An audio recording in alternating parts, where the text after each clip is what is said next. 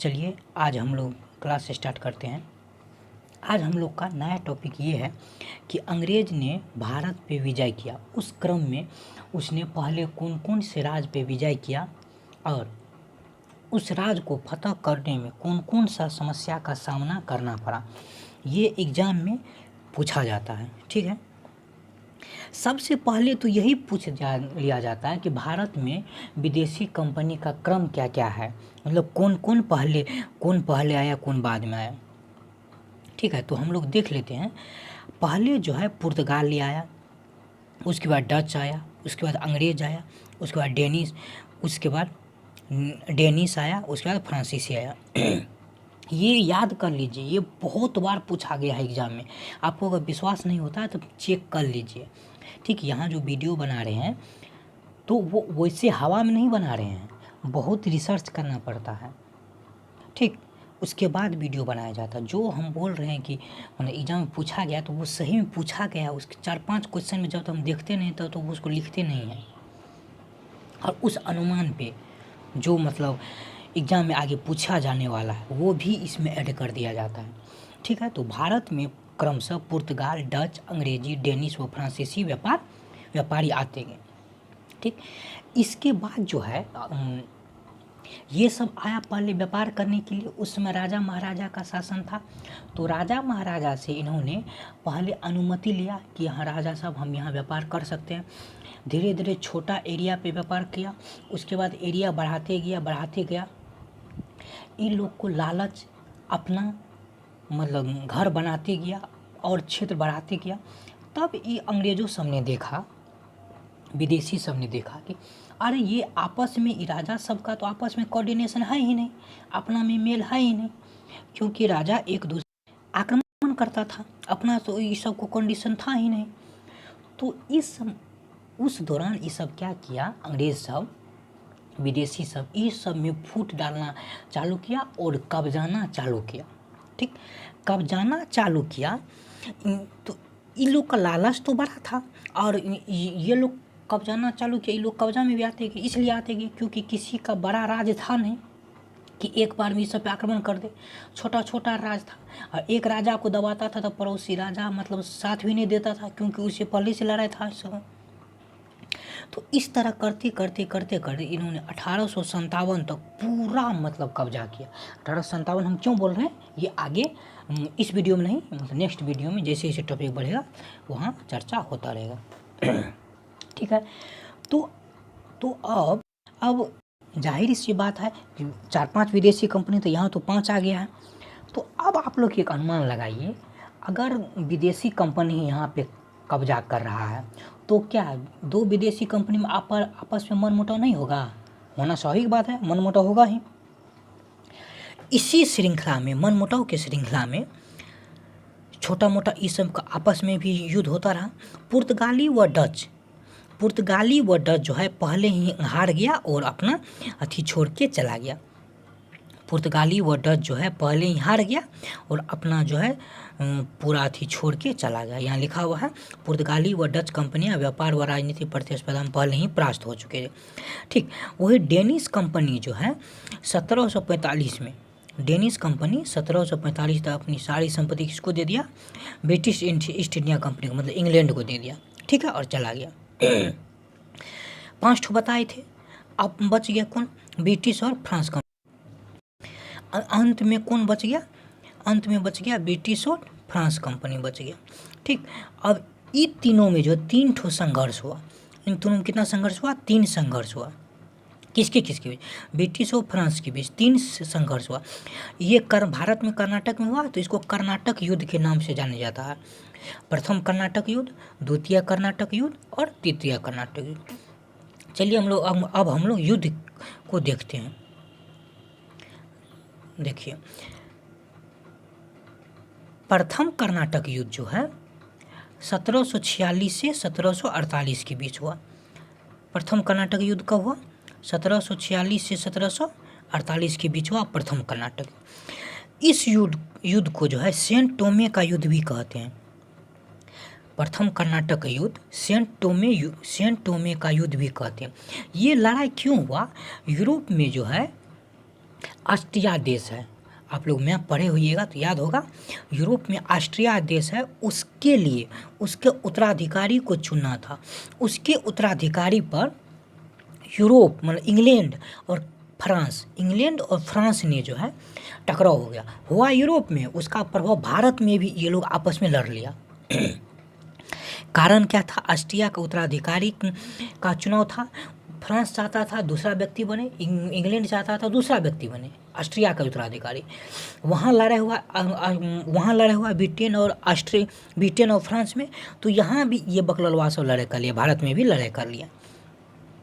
तो ये कहा था ना, बेगाने के शादी में अब्दुल्ला दीवाना, तो वही हो गया था। ऑस्ट्रिया का चुनाव, ऑस्ट्रिया के उत्तराधिकारी का चुनाव ये लड़ लिया, ब्रिटेन और फ्रांस लड़ लिया। ठीक है, ये तो युद्ध था। लेकिन तत्काल तो कारण कोई ना कोई होगा। तो तत्काल कारण अंग्रेज का गलती था कि एक अंग्रेज अधिकारी थे कैप्टन बर्नार्ड। एक अंग्रेज अधिकारी कौन? ठीक, तो इसका तत्कालीन कारण ये था कि एक अंग्रेज अधिकारी थे कैप्टन बर्नार्ड, उन्होंने फ्रांस के जहाज़ पे क्या किया? कब्जा कर लिया। एक अंग्रेज अधिकारी कौन थे? कैप्टन बर्नार्ड, उन्हें फ्रांस के जहाज़ पे जो है कब्जा कर लिया। इसी कारण युद्ध हुआ। ठीक है, तो अगर ये कब्जा कर लिया तो फ्रांस तो बैठा रहेगा नहीं। तो फ्रांस का जो गवर्नर था डुप्ले, वो मॉरिशस के गवर्नर को, मॉरिशस में भी फ्रांस का शासन था, मॉरिशस में भी फ्रांस अपना गवर्नर नियुक्त करता, उसका नाम था ला बोर्डने। क्या नाम था? ला बोर्डने। उसका नाम था ला बोर्डने। और भारत में फ्रांस का गवर्नर का नाम था डुप्ले।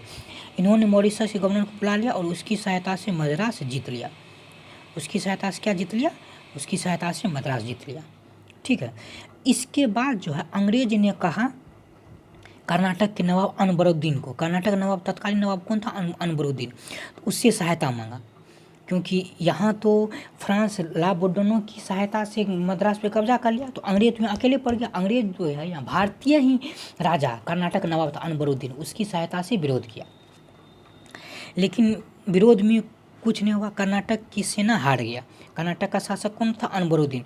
फ्रांस जीत गया, मतलब जहाँ टिकलावा मतलब जीत गया, कर्नाटक की सेना क्या हुआ? हार गया। ठीक है, तो ये जो है कोई विदेशी शासक का पहला विजय था। कोई विदेशी शासक का क्या था? ये पहला विजय था।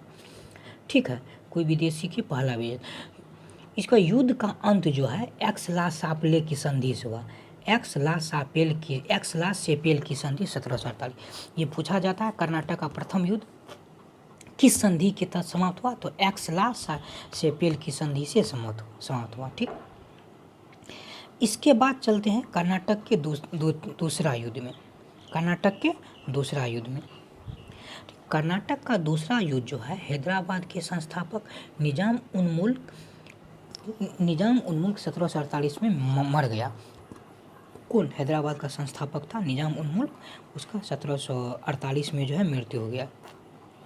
ठीक है, इसके बाद गद्दी पे जो है उसका पुत्र नासिर जंग, गद्दी पे कौन बैठेगा? तो उसका पुत्र नासिर जंग और उसका पौत्र मतलब पोता मुजफ्फर जंग में जो है संघर्ष किया कि ये बोल रहा था हम बैठेंगे, ये बोल रहा था हम बैठेंगे।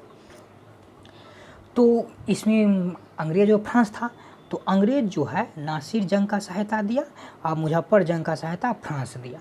ठीक, इसी तरह का कर्नाटक में भी एक सिचुएशन हो गया।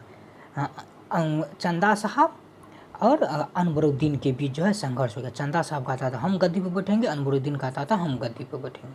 चलिए आगे देखते हैं क्या होता है। 1749 में अंबुर के युद्ध में, किसमें? 1749 में अंबर के युद्ध में अनबरुद्दीन जो है मारा गया। 1749 में अंबर के युद्ध में अनबरुद्दीन मारा गया। देखिए 1750 में जो है 1750 में हैदराबाद में नासिर जंग भी मारा गया। ठीक, हैदराबाद में नासिर जंग मारा गया, तो स्वाभाविक सी बात है राजा मुजफ्फर जंग बनेगा। राजा कौन बनेगा? मुजफ्फर जंग। खुशी से जो है मुजफ्फर जंग का साथ कौन दिया था? फ्रांस दिया था। और नासिर जंग का साथ कौन दिया था? अंग्रेज दिया था। ठीक है, नासिर जंग तो मारा गया, अंग्रेज जिसका साथ दिया था वो मारा गया, और फ्रांस जिसका साथ दिया था वो जीत गया। फ्रांस का गवर्नर कौन था? डुप्ले था, बताए थे। उस मुजफ्फर जंग राजा बन गया जो फ्रांस साथ दिया था। तो डुप्ले को जो है मुजफ्फर जंग मछलीपट्टनम आंध्र प्रदेश में और पांडिचेरी दे दिया। बोला कि आप यहाँ व्यापार कीजिए, जो करना है कीजिए। उसके बाद ये युद्ध शांत हो गया। ये युद्ध कौन संधि से शांत हुआ? ये युद्ध 1754 के पांडिचेरी की संधि से शांत हुआ। ये युद्ध कौन संधि से शांत हुआ? तो पांडिचेरी की संधि से शांत हुआ युद्ध विराम। इस संधि में दोनों कंपनियां ने भारतीय नरेश में हस्तक्षेप नहीं किया। ठीक, दोनों कंपनियां भारतीय नरेश में हस्तक्षेप कहा कि अब नहीं करेंगे। ठीक है। चलिए, ये पूछा जाता है, पहला कर्नाटक युद्ध किस संधि से समाप्त हुआ? 1748 में एक्सला-सेप्पल की संधि से। द्वितीय कर्नाटक युद्ध 1754 में पांडिचेरी की संधि से। अब तृतीय कर्नाटक युद्ध कब हुआ? देखिए, तृतीय कर्नाटक युद्ध जो है 1758 से 1763। कारण क्या था? इंग्लैंड और ऑस्ट्रिया के बीच इस बार सप्तवर्षीय, प्रथम बार में इंग्लैंड फ्रांस था, इस बार इंग्लैंड और ऑस्ट्रिया के बीच सप्तवर्षीय युद्ध था। ठीक है। 1760 में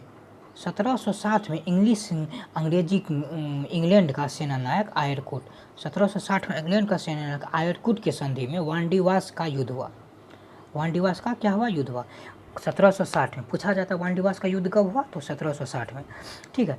फ्रांस की हार हुई। फ्रांस की क्या हुआ? हार हुआ। और इसमें बुस्सी फ्रांस का गवर्नर था, मतलब भारत में फ्रांसीसी गवर्नर था बुस्सी। पहले डुप्ले था, उसके बाद बुस्सी को कैद कर लिया, पांडिचेरी पर नियंत्रण कर लिया। कौन कैद करेगा? जो जीता वही कैद करेगा। इंग्लैंड कैद कर लिया बुस्सी को। और किसी के गवर्नर को आप कैद कीजिएगा तो बड़ा छोटा बात तो है नहीं, बहुत बड़ा बात है। पांडिचेरी पर नियंत्रण कर लिया। तो इसको समाप्त करने के लिए, तृतीय युद्ध को समाप्त करने के लिए 1763 में पेरिस की संधि हुआ। 1763 में कौन संधि हुआ? पेरिस की संधि हुआ। ठीक। तो प्रथम कर्नाटक युद्ध 1746 से 1748 की संधि के तहत समाप्त हुआ, एक्सला-सेप्पल की संधि। द्वितीय कर्नाटक युद्ध कब से कब तक चला? 1754 से 1758 तक चला। 1754 से ना 1758 कब से चला? हाँ सॉरी, 1749 से 1754 तक चला। ये किस संधि के साथ समाप्त? ये पांडिचेरी की संधि के तहत समाप्त हुआ। तृतीय कर्नाटक 1758 से 1763 तक चला और ये पेरिस की संधि के तहत समाप्त हुआ। चलिए, तो आज हम लोग कर्नाटक युद्ध देखे हैं। फिर कभी नेक्स्ट क्लास में नेक्स्ट टॉपिक के साथ मिलेंगे। तब तक के लिए बाय बाय।